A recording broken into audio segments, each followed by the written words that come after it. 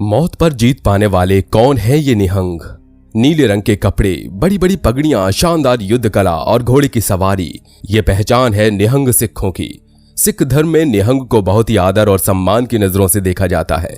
सिख धर्म से जुड़े लोग निहंग सिखों के बारे में अच्छे से जानते हैं, लेकिन अन्य धर्म के लोगों के मन में निहंग को लेकर कई तरह के सवाल उठते हैं, क्योंकि ये पिछले कुछ सालों से लगातार सुर्खियों में रहे हैं। तो चलिए आज आपको इस वीडियो के जरिए बताते हैं निहंग सिख होते कौन हैं और इस मॉडर्न जमाने में भी ये तलवारें लेकर क्यों घूमते हैं, कैसे सिख पंथ की नींव पड़ी और इनका इतिहास क्या है, और सबसे अहम बात कि ये आम सिखों से कैसे अलग हैं।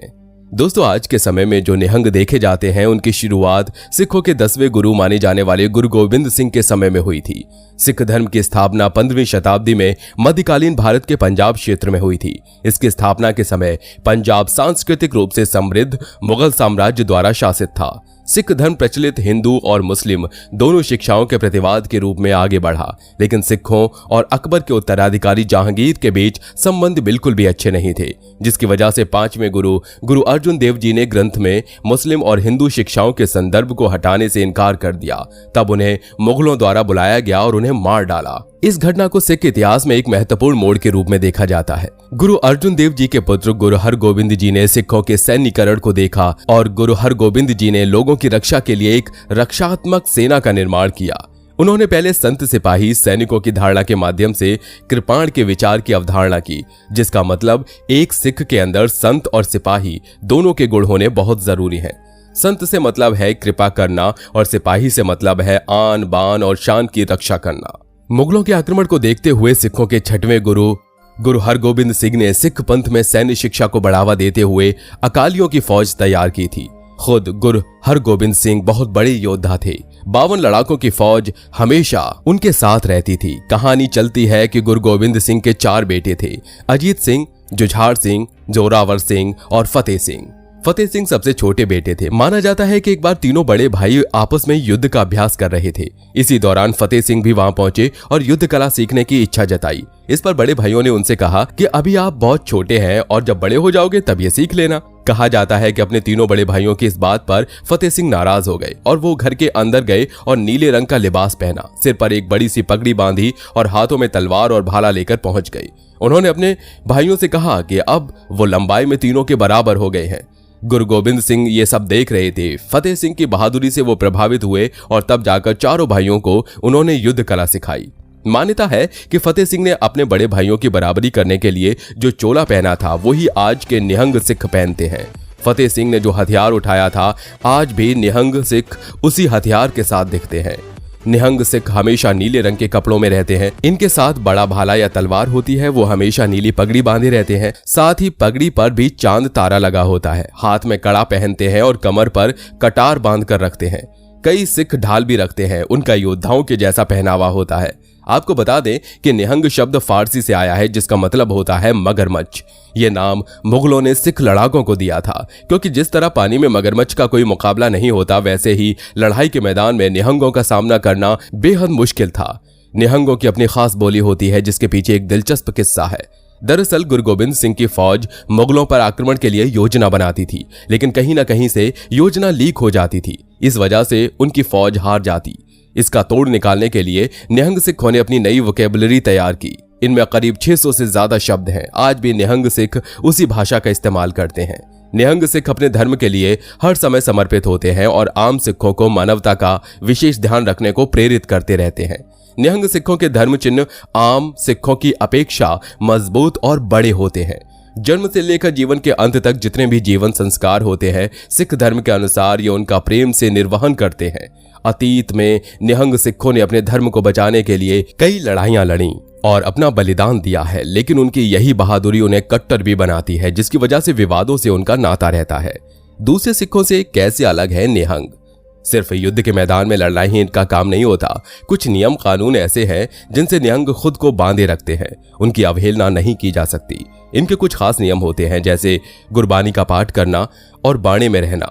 रोज ये गुरबानी का पाठ तो करते ही हैं, साथ ही साथ औरों को भी इसके बारे में बताते चलते हैं। बाणे में रहने का मतलब होता है हमेशा अपना चोला और उसके साथ आने वाले सभी शस्त्र धारण करना। किसी मजबूर, गरीब या कमजोर पर हाथ न उठाना, उसकी रक्षा करना। कहते हैं कि राम जन्मभूमि की रक्षा के लिए गुरु गोविंद सिंह जी की निहंग सेना से मुगलों की शाही सेना का भीषण युद्ध हुआ था, जिसमें मुगलों की सेना को बुरी तरह से हार का सामना करना पड़ा था। उस वक्त दिल्ली और आगरा पर औरंगजेब का शासन था। इस युद्ध में गुरु गोविंद सिंह जी की निहंग सेना को चिमटाधारी साधुओं का साथ मिला था। कहते हैं मुगलों की शाही सेना के हमले की खबर जैसे ही चिमटाधारी साधु बाबा वैष्णव दास को लगी तो उन्होंने गुरु गोविंद सिंह जी से मदद मांगी और गुरु गोविंद सिंह जी ने तुरंत ही अपनी सेना भेज दी थी। इस युद्ध में पराजय के बाद सिखों और साधुओं के पराक्रम से औरंगजेब बहुत ही हैरान और क्रोधित हो गया था। ऐसी ही एक जबरदस्त भूमिका निहंगों ने महाराजा रणजीत सिंह के राज्य विस्तार में निभाई थी। निहंग लड़ाकों की मदद से सरकार खालसा ने पंजाब में अफगान प्रभाव को खत्म किया। कहा जाता है कि महाराजा रणजीत सिंह का राज कायम करने के लिए निहंगों ने 1818 में अफगान की सेनाओं पर हमला बोल दिया और जीत हासिल की। इसके बाद 30 अप्रैल 1837 को अफगान शासक मोहम्मद खान की फौज और निहंगों की फौज के बीच युद्ध हुआ, जिसमें निहंगों की जीत हुई थी। गुरु गोविंद सिंह ने विनोद जी को नगाड़ा, निशान साहिब, शस्त्र और 20 सिखों का जत्था देकर नांदेड़ से पंजाब रवाना किया था। वो निशान साहिब और नगाड़ा बुढ़ा दल के पास आज भी मौजूद है। आपको बता दें कि निहंगों में भी 2 समूह होते हैं, एक जो ब्रह्मचर्य का पालन करते हैं, दूसरा जो गृहस्थ होते हैं। जो गृहस्थ निहंग होते हैं उनकी पत्नियां भी वही वेश धारण करती हैं, बच्चे भी, और सभी समूह के साथ ही चलते हैं, एक जगह टिककर नहीं रहते। इसके अलावा भी कुछ खास बातें हैं निहंग सिखों की जो पढ़ने को मिलती हैं, जैसे ये छोटे छोटे समूह में घूमते रहते हैं। सिख गुरुओं के जीवन से जुड़ी महत्वपूर्ण घटनाएं जहां जहां घटी थीं वहां का चक्कर लगाते हैं। जैसे माघी के दिन यानी 14 या 15 जनवरी को ये मुक्तसर साहिब जाते हैं, जहां गुरु गोविंद सिंह ने 40 मुक्ते को आशीर्वाद दिया था। ये वो 40 सिख थे जो पहले गुरु को छोड़कर चले गए थे। बाद में माता भाग कौर के ललकारने पर शर्मिंदा हुए और गुरु के लिए अपनी जान दे दी। इसके बाद आनंदपुर साहिब में होली खेलने जाते हैं, जिसे होला मोहल्ला कहा जाता है। इसी तरह इनके जत्थे बाकी जगहों पर जाते हैं। निहंगों के कुछ समूह सुक्खा या शहीदी वेग का सेवन करते हैं। ये नाम भांग को दिया गया है। सिख समुदाय के ही कुछ दूसरे धड़ इसके खिलाफ भी हैं। अक्सर इस बात को लेकर इनमें मतभेद भी होता है। निहंग सिखों के समूह एक समय देश के सबसे खतरनाक सैन्य शक्तियों में से एक माने जाते थे।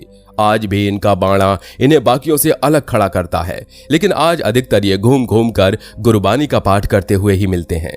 दोस्तों, करीब 400 साल पहले की बात है। मुगल बादशाह जहांगीर ने हरगोविंद सिंह को ग्वालियर के किले में कैद कर रखा था। जब वे रिहा हुए तो उन्हें लेने के लिए बुढ़ा सिंह अमृतसर से ग्वालियर रवाना हुए। बुढ़ा सिंह सिखों के पहले गुरु से लेकर छठे गुरु तक के सेवक रहे थे। रास्ते में बुढ़ा सिंह के साथ 30,000 से ज्यादा सिख चल दिए। जब वे गुरु हरगोविंद सिंह से मिले तो गुरु ने उन्हें वरदान दिया कि भविष्य में आपके नाम से दल चलेगा।